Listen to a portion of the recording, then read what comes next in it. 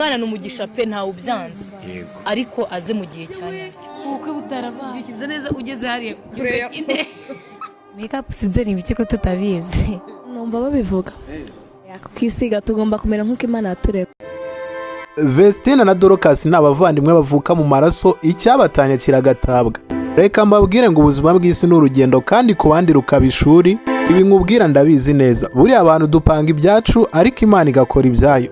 Vestine na Dorcas batangiye kariyeri yabo nk'abandi bose ndetse urebye ubuzima ntibwari bworoshye habe na gato. Uretse twebwe tubazi nabo ubwabo ntago bari bazi ko bazakundwa ngo baba abasitari ku rwego rw'isi. Bari muri ku ishuri ntimwanamenye ko mwabaye abasitari by the way. Ku buryo nk'ubu kuza kubafata byari impamvu kugira ngo mutajya mu mabisi ntabwo byari gukunda. Uyu munsi tugiye gusesengura amateka yaranze urugendo rwa Vestine na Dorcas kuva batangiye kariyeri yabo y'umuziki kugeza ubu ngubu nanone tubazi kandi tukaba tubakunda cyane.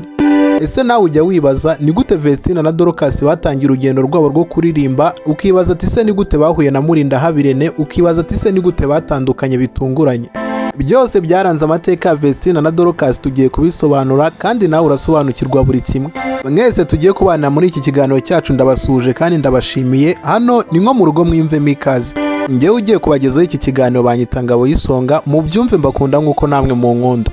Niba ari ubwa mbere ugeze hano kuri Blessed TV Empire ndakwakire kandi wiyumvemo ikaze. Niba uri mushyashya kuri iyi channel nk'ikimenyetso cyo kudushyigikira ukande subscribe, share, like ndetse na comment tujye tubana muri video zacu za buri munsi. Ubundi mu guturuka mu karere ka Musanze babomba ubuzima bwabo butoroshye bateze bisi bavana i Musanze bazana i Kigali, urebye bari baje gushaka ubuzima nkatwe twese. Gusa babombi ntago baje i Kigali nego ari ukuzaba i Kigali cyangwa bakagoma burundu. Ubwo Vestine na Dorcas bari basoje amashuri yabo abanza baje i Kigali baje gusura nyirasenge Kicukiro. Abanyarwanda benshi bagira uti koko nawiringiye Imana ngo yikore amaboko cyangwa se ngo imukoze isoni. Vestine na Dorcas ubwo baturukaga mu karere ka Musanze baje i Kigali, ubwo bageraga mu mujyi wa Kigali nabo ubwabo ntago bari bazi ko Imana igiye kubahuza n'imigisha yabo. Buriya ngo icyo uzaba naho kijya, Satani ashobora gutinza umugambi w'Imana ku buzima bwawe ariko ntago ashobora guhagarika umugambi w'Imana ku buzima bwawe. Dore ubundi Vestine na Dorcas mbere yuko tubamenya bari abarokore kuko basengeraga muri ADP. Vestine na Dorcas aho basengeraga i Musanze bari abaririmbyi bakomeye muri ADP. Bake babazi bavuga ko abo bana Vestine na Dorcas bari bafite impano zidasanzwe kandi zitangaje kuko bararirimbaga mwuka wera kamanuka akaba muri abo bantu. Vestine na Dorcas mu buryo butunguranye baje guhura n'umugabo bita Muri imbuga nkoranyambaga zahinduriye ubuzima aba bombi. Muri yababonyemo impano zidasanzwe abemera ko bayabajyana muri studio bagakora indirimbo. Mwibuke icyo gihe Vestine na Dorcas bari bataramenyekana. Icyo gihe uyu mugabo bita Muri yabajyanye muri studio bakora indirimbo bayita Nahawe Ijambo. Nibyo koko Vestine na Dorcas bari abanyempano bakomeye cyane nk'uko uyu mugabo bita Muri yari yabibonye.